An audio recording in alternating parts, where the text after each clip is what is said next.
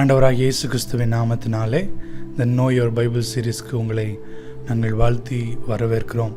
ஆண்டவர் ஒவ்வொரு நாளும் அவருடைய வேதத்திலிருந்து பல காரியங்களை கற்றுக்கொள்ள கர்த்தர் நமக்கு கிருபை தருகிறார்.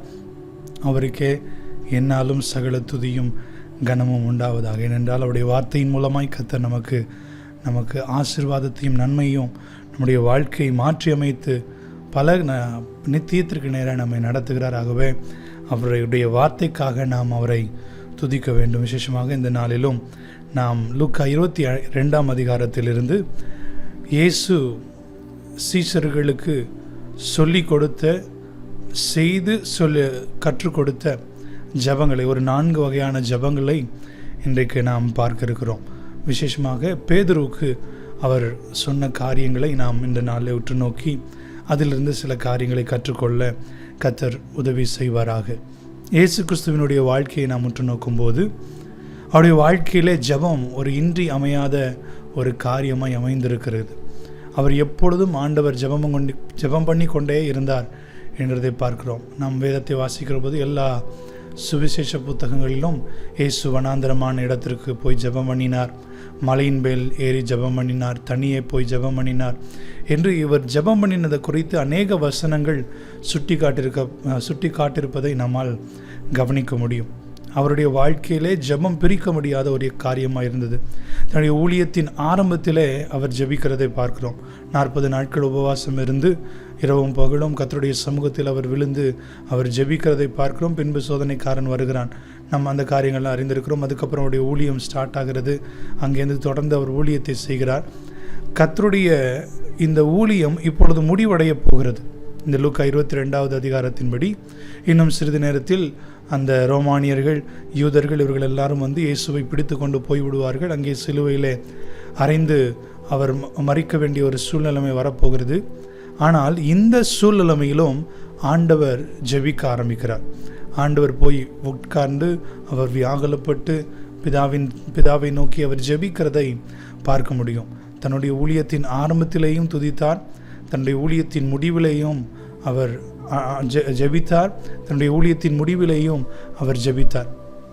நம்முடைய வாழ்க்கையில் இயேசு கிறிஸ்துவனுடைய வாழ்க்கையிலிருந்து நாம் கற்றுக்கொள்ள வேண்டிய ஒரு காரியம், நம்முடைய எல்லா சூழ்நிலைகளிலும் நாம் ஜெபிக்க வேண்டும். விசேஷமாக நாம் செய்ய ஆரம்பிக்கிற எல்லா காரியங்களிலும் நாம் ஜெபத்தோடு ஆரம்பிக்க வேண்டும். நாம் செய்து முடிக்கிற எல்லா காரியங்களிலும் நாம் ஜெபத்தோடு முடிக்க வேண்டும். அப்படி செய்யும்போது கர்த்தர் நிச்சயமாக அதை பயனுள்ள ஒன்றாக நமக்கு ஆசீர்வாதமாக, பிறருக்கு ஆசீர்வாதமாக, தேசத்திற்கு அது ஆசீர்வாதமாக கர்த்தர் மாற்ற வல்லமை உள்ளவர்.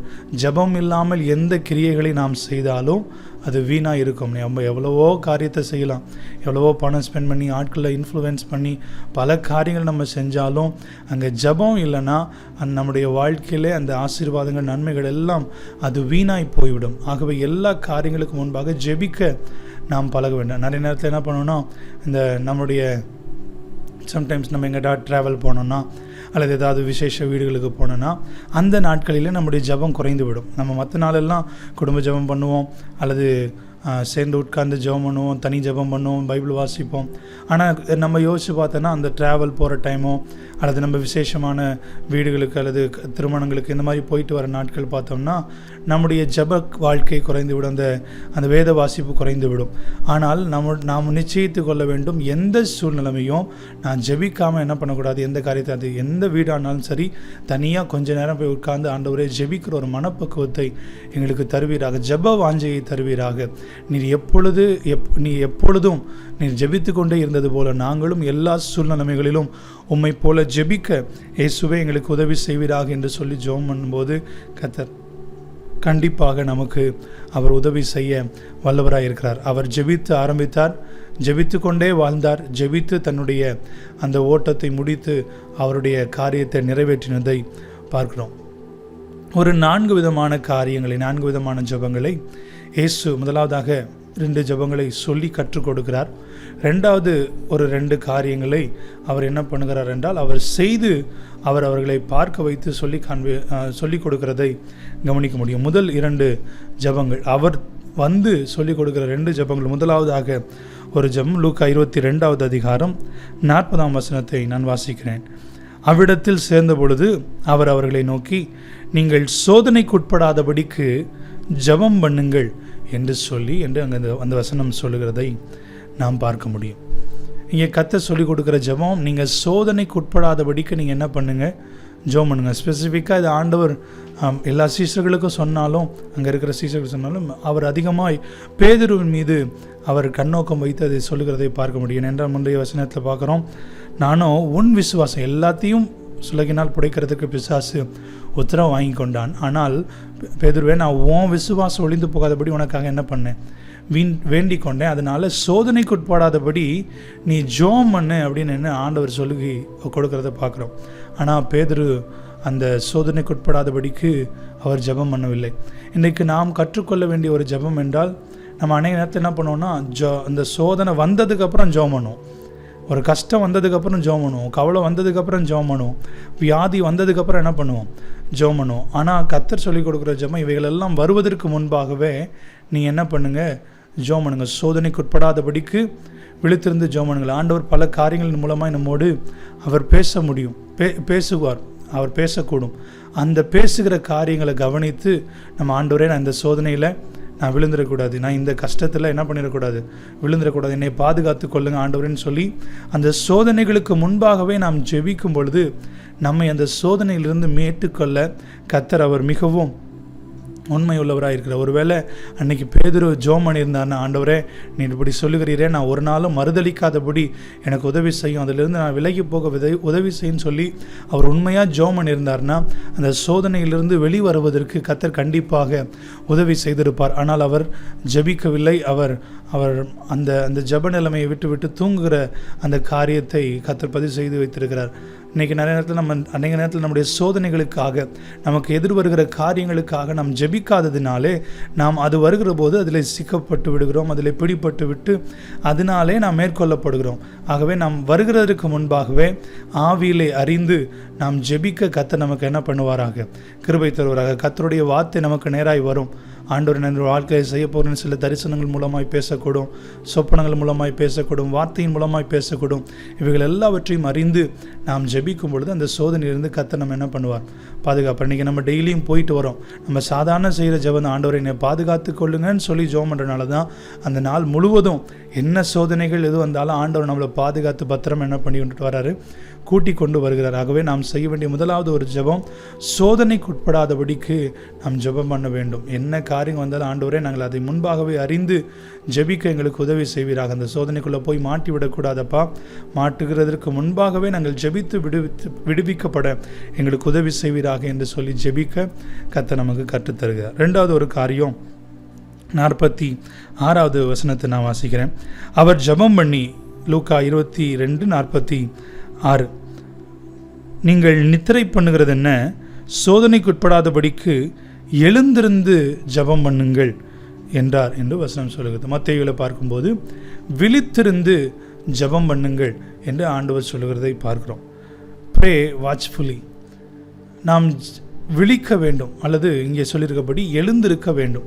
எழுந்திருந்து ஜெபம் பண்ணணும், விழித்திருந்து என்ன பண்ணணும், ஜெபம் பண்ணணும். ஆண்டவர் அங்கே சொன்னது, ஆண்டவர் என்ன சொன்னால், ஜஸ்ட்டு தூங்கிட்டு இருக்கீங்க, ஏஞ்ச ஜெபம் பண்ணுங்கப்பா அப்படின்ற அந்த அர்த்தத்தில் இல்லை. அந்த சூழ்நிலைமையை நம்ம யோசித்து பார்க்கணும். இத்தனை ஆண்டுகள் ஆண்டவர் அவர்களோடு இருந்தார். இப்பொழுது ஒரு நேரம் வந்திருக்கிறது என்னென்னா, இவரை பிடிச்சு கொண்டு போய் அடித்து இவரை சாகடிக்க போகிறாங்க. ஆனால் இந்த காரியத்தை உணராமல் அவர் கூட இருந்த அந்த நபர்கள் என்ன பண்ணுறாங்க, இந்த சீஷர்கள் இருக்கிறத அறிஞ்சிருக்கிறோம். அட்லீஸ்ட் எப்படி இருந்தாலும் இவ்வளோ பெரிய ஒரு சம்பவம் நடக்க போது, ஒரு ஆர்மியே அவரை தேடிட்டு இருக்கு அப்படின்னா கொஞ்சமாவது இந்த காரியங்கள் எல்லாம் தெரிஞ்சிருக்கும். இவங்க சுற்றி நடக்கிற ஆண்டவர் இத்தனை நாள் இல்லாமல் இப்படி வந்து அழுகிறாரு, இப்படி அங்கே போய் தூரம் போய் உட்காந்து எப்பவுமே இப்படி இருக்க மாட்டாரே அப்படின்னு சொல்லி அவரை பார்த்து விழித்து அந்த காரியத்தை அறிந்து கொள்ளாமல் இவங்க என்ன பண்ணிட்டாங்க, சாதாரணமாக இருந்ததை பார்க்குறோம். ஆண்டவர் அதனால தான் சொல்கிறாரு, எழுந்திருந்து நீங்கள் என்ன பண்ணுங்கள், ஜெபம் பண்ணுங்கள், விழித்திருந்து ஜெபம் பண்ணுங்கள். இன்றைக்கி நம்ம ஜெபம் பண்ண வேண்டிய இன்னொரு விதம் எப்படின்னா, நம்ம விழித்திருந்து ஜெபம் பண்ணணும். நம்ம விழித்து பார்க்கணும், நம்முடைய வாழ்க்கையில் என்னென்ன காரியங்கள் நடந்துகிட்ருக்கு, ஏன் இப்படி நடக்குது, ஏன் இந்த காரியங்களை இந்த சூழ்நிலைமை எனக்கு வந்தது, ஏன் இதில் நான் மேற்கொள்ள முடியாமல் இருக்கிறேன், இப்படி சில காரியங்கள் நம்முடைய காரியங்களில் நான் விழித்து பார்க்கணும். நம்முடைய குடும்பத்தை சும்மா கொஞ்சம் அனலைஸ் பண்ணி பார்க்கணும். ஆண்டவரே, என் குடும்பத்தில் இந்த பகுதியில் சரியில்லை, இந்த இடத்துல இப்படிப்பட்ட விதமான ஒரு காரியம் நடக்குது, ஏன் இப்படி எல்லாவற்றையும் நம்ம அனலைஸ் பண்ண கர்த்தர் நமக்கு என்ன பண்ணுவாராக, உதவி செய்வாராக. அதுதான் இந்த வசனத்தின் அர்த்தம் சொல்லும்போது விழித்திருந்து ஜெபம் பண்ணுங்க. ஏன்னா நம்ம அதை விழித்து அதை கவனிக்காமல் விட்டுட்டோம்னா அது நம்முடைய வாழ்க்கை என்ன பண்ண ஆரம்பிச்சிடும், பாதிக்க ஆரம்பித்து விடும். ஆகவே நாம் விழித்திருந்து அந்த காரியங்கள் வருவதற்கு முன்பாகவே யோசித்து நாம் ஜெபித்து அதிலிருந்து விடுதலை பெற, வெற்றி பெற கர்த்தர் நமக்கு என்ன பண்ணுவாராக, கிருபை தருவாராக. அப்போ முதலாவது ஒரு காரியம் நம்ம பார்த்தோன்னா சோதனைக்குட்படாதபடிக்கு முன்பாகவே நாம் ஜெபிக்க வேண்டும். ரெண்டாவது விழித்திருந்து ஜெபிக்க வேண்டும். விழித்திருந்து ஜெபிக்க வேண்டும்னா நம்மளை சுற்றி நடக்கிற எல்லா காரியங்களையும் நாம் யோசித்து பார்த்து நிதானித்து பார்த்து அவைகளிலிருந்து நாம் ஜெபித்து நாம் என்ன பண்ணணும், விடுதலை பெற்றுக்கொள்ள வேண்டும். அதிலிருந்து நாம் நன்மைகளை பெற்றுக்கொள்ள வேண்டும். அதுதான் இது ரெண்டாவது ஒரு காரியம்னா விழித்திருந்து ஜெபம் பண்ணுங்கள். அன்றைக்கி அவங்க விழிச்சிருந்து ஜெபம் பண்ணியிருந்தாங்கன்னா கண்டிப்பாக அவங்க பேதுரு கண்டிப்பாக என்ன பண்ணியிருக்க மாட்டார், மறுதளிச்சிருக்க மாட்டார். அன்றைக்கு விழித்திருந்து ஜெபம் பண்ணியிருந்தாங்கன்னா இப்படிப்பட்ட சூழ்நிலை இருக்குன்னா ஆண்டவர் இவ்வளோ பாடுபட்டிருக்கான்னு உண்மையை அறிந்திருப்பார். கர்த்தரிடத்தில் முன்பாகவே மனம் திறந்து ஆண்டவர் அதை செய்யாதபடி பாதுகாத்துக்கொள்ளுன்னு சொல்லியிருந்தார்னா கண்டிப்பாக கர்த்தர் என்ன பண்ணியிருப்பார், அவரை பாதுகாத்திருப்பார். ஆனால் அவர் அதை குறித்து சரியான கவனம் இல்லாததினாலே, அவர் விழித்து செயல்படாததினாலே அவருடைய வாழ்க்கையில் அந்த சோதனை அவரை மேற்கொண்டதை நாம் பார்க்க முடியும். ஆகவே நாம் விழித்திருந்து ஜெபம் பண்ணும்போது, நாம் சோதனைக்குட்படாதபடி ஜெபம் பண்ணும்போது நமக்கு விரோதமாக வருகிற எல்லா காரியங்களையும் கர்த்தர் அவர் மாறிப்போக பண்ண வல்லமை உள்ள அவர் தேவனாக இருக்கிறார். மூன்றாவது ஒரு காரியம் 42ஆம் வசனத்தை நம்ம பார்க்கிறோம். லூக்கா 22:42. பிதாவே, உமக்கு சித்தமானால் இந்த பாத்திரம் என்னை விட்டு நீங்கும்படி செய்யும், ஆயினும் என்னுடைய சித்தத்தின்படி அல்ல, உம்முடைய சித்தத்தின்படியே ஆக கடவுது என்று ஜெபம் பண்ணினார் என்று வசனம் சொல்லுகிறதை பார்க்க முடியும். இது ரெண்டும் ஆண்டவர் ஸ்ட்ரைட்டாக வந்து சொல்லிக் கொடுத்த காரியம். ஆனால் இப்பொழுது ஆண்டவர் இவர்களை பார்க்க வைத்து செய்கிற, இது பார்த்தனால தான் என்ன பண்ணியிருக்கிறாங்க, இந்த வசனத்தில் ஆவியானவர் மூலமாக ஏவப்பட்டு எழுதியிருக்கிறாங்க. அப்போ அந்த வசனத்தில் ஆண்டவர் சொல்லுகிற இன்னொரு ஜெபம் என்னென்னா, அவருடைய சித்தத்தின்படி செய்யப்பட வேண்டும் என்கிற ஒரு ஜெபம் நம்முடைய வாழ்க்கையிலே ஒவ்வொரு நாளும் இருக்க வேண்டும், எல்லா பகுதிகளிலும் இருக்க வேண்டும், எல்லா சூழ்நிலைமைகளிலும் இருக்க வேண்டும், எல்லா காரியங்களிலும் என்ன பண்ணணும், இருக்கணும். ஆண்டவர் நம்மளை அவருடைய சித்தத்தின்படி நடத்த என்ன பண்ணுறார், விருப்பமுள்ளவராக இருக்கிறார். இன்றைக்கி நிறைய நேரங்களில் நம்முடைய இஷ்டத்துக்கு எனக்கு அது வேணும், ஆண்டவரை இது வேணும், எனக்கு எப்படிப்பட்ட ஆள் வேணும், எனக்கு இப்படிப்பட்ட காரியங்கள், எனக்கு நகை வேணும், பணம் வேணும், உயர் வேணும், இதெல்லாம் கேட்குறோம். ஆண்டவர் இவைகளெல்லாம் கண்டிப்பாக தருவார். ஆனால் இவைகள் எல்லாவற்றையும் நாம் அவருடைய பாதத்தில் வைத்து, ஆண்டவரை இதெல்லாம் எனக்கு வேணும், ஆனாலும் இது எல்லாம் உங்களுடைய சித்தத்தின்படி எனக்கு ஆகட்டும் ஆண்டவரே என்று சொல்லி ஜெபிக்க கர்த்தர் நமக்கு என்ன பண்ணுகிறார், கிருபை தருகிறார், கர்த்தர் நமக்கு போதிக்கிறார். நம்ம அப்படிப்பட்ட ஒரு ஜெபத்தை செய்யணும். ஆண்டவரே, எனக்கு இந்த நன்மை வேணும், அது உமக்கு சித்தமானால் எனக்கு என்ன பண்ணட்டும், வாய்க்கட்டும். நான் இந்த காரியம், எனக்கு வீடு கட்டணும், உமக்கு சித்தமானால் என் வாழ்க்கையில் நடக்கட்டும்னு சொல்லி எல்லாவற்றையும் அவருடைய சித்தத்திற்கு ஒப்பு கொடுக்கும்போது அவருடைய சித்தம் நம்முடைய வாழ்க்கைக்கு நன்மைகளை மாத்திரம்தான் என்ன பண்ணுவோம், கொண்டு வரும். ஆனால் நம்முடைய சித்தம், நம்முடைய ஆசை, நம்முடைய விருப்பம் பல நேரங்களில் நமக்கு தீமைகளை கொண்டு வந்துவிடும். ஆகவே எப்பொழுது நீங்கள் ஜெபிச்சாலும், ஆண்டவரே உங்களுடைய சித்தத்தின்படி எனக்கு ஆக கடவுது என்று சொல்லி ஜெபம்னா அது நமக்கும் ஆசீர்வாதம், நம்மை சுற்றி இருக்கிற அநேகருக்கும் ஆசீர்வாதம். ஆனால் நம்முடைய விருப்பத்திற்காக நம்ம அதிக நேரம் நம்ம ஜெபம் பண்ணும்போது ஆண்டவர் சில நேரம் கொடுத்துருவார். ஆனால் அது நமக்கு, நம்முடைய வாழ்க்கைக்கு அது அநேக நேரங்களிலே தீமையாய், அது நல்ல காரியமாய், அது தீமையாய் முடிந்துவிடும், நல்ல காரியமாய் இருக்க முடியாது. ஆகவே எப்பொழுதும் ஆண்டவருடைய சித்தம் எங்கள் வாழ்க்கையில் நிறைவேறட்டும்னு சொல்லி ஜெபம் பண்ணும்போது கர்த்தர் அந்த சித்தத்தை நம்முடைய வாழ்க்கையில் செயல்படுத்தி அந்த சித்தத்தின் மூலமாய் நமக்கு நாம் நினைக்காத பெரிய நன்மைகளை ஆண்டவர் செய்ய அவர் உண்மை உள்ளவராக இருக்கிறார். இது மூணாவது ஜெபம். நாலாவது ஒரு ஜெபத்தை ஆண்டவர் சொல்லிக் கொடுக்குற 44ஆம் வசனத்தை பார்க்குறோம். அவர் மிகவும் வியாகுலப்பட்டு அதிக ஊக்கத்தோடு ஜெபம் பண்ணினார், அவருடைய வேர்வை இரத்தத்தின் பெருந்துளிகளாய் தரையிலே விழுந்தது. இன்னைக்கு நம்ம செய்ய வேண்டிய இன்னொரு ஜெபம் என்னன்னா, இந்த மிகுந்த வியாகுலத்தோட ஊக்கத்தோட செய்ய வேண்டிய ஜெபம். மற்ற எல்லா ஜெபங்களையும் நம்ம அடிக்கடி பண்ணுகிறது உண்டு. நாம் சோதனைக்கு உட்படாதபடிக்கு, இல்லை இந்த காரியெல்லாம் நடக்குது ஏசப்பா, இதெல்லாம் நடக்காமல் இருக்க பாதுகாத்து கொள்ளுங்கன்னு சொல்லி நம்ம ஜெபம் பண்ணுறது உண்டு. பல நேரங்களில் ஆண்டவருடைய சித்தம் எங்களுடைய வாழ்க்கையை நிறைவேற்றுன்னு சில காரியங்கள் ஜெபிக்கிறது உண்டு. ஆனால் இன்றைக்கி கிறிஸ்தவ வட்டாரங்களிலே குறைந்து கொண்டிருக்கிற ஒரு ஜெபம் என்னவென்றால், ஆத்துமாக்களுக்காக வியாகுலப்படுகிற ஜெபம் இன்றைக்கு குறைந்து விடுகிறது. ஏதோ நல்லது நடக்கணும்னு சொன்னால் இன்றைக்கி கண்ணீர் தாரையாக வருது. ஆனால் இந்த ஜன அழிதுன்னு சொன்னால் அது சாதாரண ஒரு ஸ்டேட்மெண்ட்டில் அந்த ஜபத்தை நம்ம முடிச்சுட்டு போயிடும். ஆனால் கர்த்தர் ஜெபம் பண்ணியிருக்கிறது எதற்காக அங்கே ஜெபம் பண்ணினார்னா, ஆண்டவர் தன்னுடைய பாடுகளுக்காக அவர் யாகலப்படவில்லை.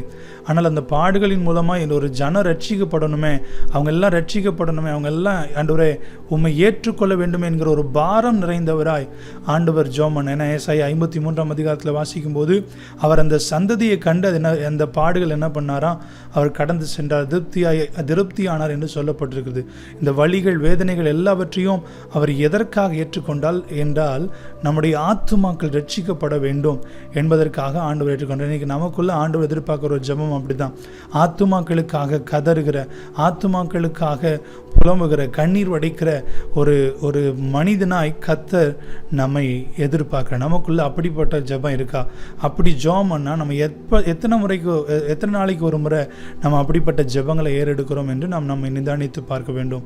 ஒரு கிறிஸ்தவனுடைய ஒரு தலையாய கடமை ஆத்துமாக்களுக்காக அவன் பரிதபிக்க வேண்டும், ஆத்துமாக்களுக்காக அவன் செயல்பட வேண்டும், ஆத்துமாக்களுக்காக அவன் ஜெபிக்க வேண்டும். அதுதான் நம்முடைய தலையாய ஒரு கடமையாக இருக்குது. ஆகவே கர்த்தர் நமக்கு அந்த காரியத்தை அவருடைய வாழ்க்கையின் மூலமாக கற்றுக் கொடுக்கிறார். வேர்வையின் அந்த பெருந்துளி, ரத்தத்தின் பெருந்துளி என்ன பண்ணிச்சான் இருந்துச்சு. அது அந்த அதெல்லாம் சொல்லும்போது சொல்கிறாங்க என்னென்னா, வேர்வை எல்லாம் வெளியே வந்ததுக்கப்புறம் வேறு இல்லை அப்படின்ற போது அது அங்கே அந்த ரத்தம் அந்த வேர்வையோடு கலந்து வெளிவரும். அப்படிப்பட்ட நிலைமை வரைக்கும் அவர் என்ன பண்ணார், வியாகுலப்பட்டு ஜெபம் பண்ணதை பார்க்கறாகவே அப்படிப்பட்ட ஜெபத்தை நம்முடைய வாழ்க்கையில் அனுதினம் நம்ம பார்க்கிற, பேசுகிற, பழகிற நபர்களுக்காக ஏறெடுக்க கர்த்தர் நமக்கு கிருபை தருவாராக. முதலாவது ஒரு ஜெபம் சோதனைக்குட்படாதபடி ஜெபிக்க வேண்டும். ரெண்டாவது விழித்திருந்து நாம் ஜெபிக்க வேண்டும். மூன்றாவது அவருடைய சித்தத்தின்படி ஜெபிக்க வேண்டும். நாலாவது ஆத்துமாக்களுக்காக நாம் வியாகுலப்பட்டு ஜெபிக்க வேண்டும். இந்த காரியங்களை கர்த்தர் நம்முடைய வாழ்க்கையில் கற்றுத்தருகிறார். நாம் கற்றுக்கொண்டு ஜெபிக்கும்போது அது நம்முடைய வாழ்க்கைக்கும் ஆசீர்வாதமாக இருக்கும். நம்மை சுற்றி இருக்கிற அநேகரும் இயேசுவை அறிந்து கொள்வதற்கு அது வழிவகை செய்யும். கண்களை மூடி ஜெபம் பண்ணும். ஆண்டவரே, நாங்கள் இன்றைக்கு கற்றுக்கொண்டபடி ஆண்டவரே, நீர் ஆண்டவரே சீஷர்களுக்கு அன்று சொல்லி கொடுத்த அல்லது செய்து காண்பித்த அந்த ஜெபங்களை நாங்களும் எங்கள் வாழ்க்கையில செய்து கற்றுக்கொள்ள எங்களுக்கு உதவி செய்வீராக. சோதனைக்குட்படாதபடி ஜெபிக்க, விழித்திருந்து ஜெபிக்க, நம்முடைய சித்தத்தின்படி ஜெபிக்க, ஆத்துமாக்களுக்காக பரிதபித்து வியாகுலப்பட்டு ஜெபிக்க எங்களுக்கு கற்றுத்தாரும். தொடர்ந்து ஜெபிக்க உதவி செய்யும். இயேசுவின் நாமத்தில் எங்கள் ஜெபங்களை ஏறெடுக்கிறோம் எங்கள் நல்ல பிதாவே. ஆமேன், ஆமேன். God bless you.